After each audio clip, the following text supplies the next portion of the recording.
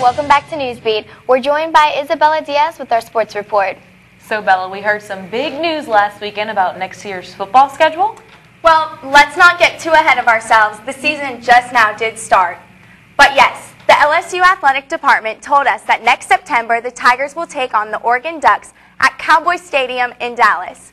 However, we aren't worried about next year just yet. Let's talk about last weekend. The Tigers squeezed out a narrow victory Saturday over the Tar Heels, but they know the kind of playing won't cut it for this rest season.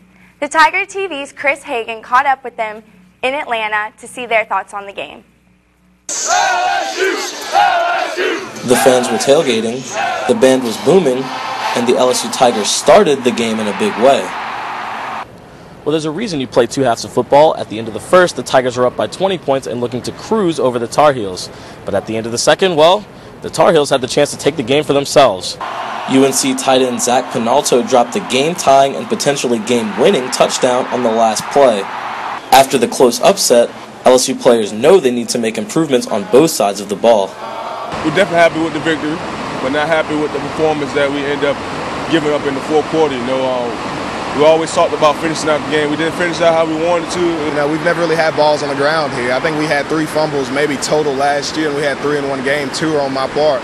And that's the big thing, that we don't play around with that issue. Coach Miles has never had patience for people who put the ball on the ground. Though Vanderbilt may be considered a weaker opponent, Coach Miles and his team do not take them lightly. I can tell you that offensively they moved the football. They have 432 yards. Larry Smith, their quarterback, not only a 19 for 33 in passing, but 50 yards in rushing. They're definitely going to try to attack us throughout the air. TJ Yates, we gave up 410-yard passing, unusual, but Vanderbilt just going to come out here and try to attack us, and we just got to make them pay. Reporting on your LSU Tigers for Tiger TV, I'm Chris Hagan. The Tigers will be in Nashville this weekend to take on the Vanderbilt Commodores. Kickoff is set for 6 p.m. local time on ESPNU. Moving on to the NFL, the New Orleans Saints open up their season tonight in a rematch of the NFC Championship game. The boys in black and gold take the field against Brett Favre and the Minnesota Vikings at 7:30 in the Superdome. This will be the beginning of Brett Favre's 20th season in the NFL. Last time these two teams took the field against each other, the Saints won 31-28 when Garrett Hartley kicked a field goal in overtime to win the game. Tonight's game is broadcast on NBC 33 WBLA. In Lady Tiger news, the LSU soccer team continued its struggles this past weekend in the ACC-SEC Challenge in Winston-Salem, North Carolina. The team lost to Wake Forest 3-1 and Virginia Tech 1-0. Freshman Kaylee Blade scored the only goal for the Lady Tigers this weekend. The Lady Tigers are on the road again tonight in Provo, Utah, taking on the 12th-ranked Brigham Young Cougars. Kickoff is set for 8 o'clock tonight. In volleyball news, the Tigers hit the road again this weekend.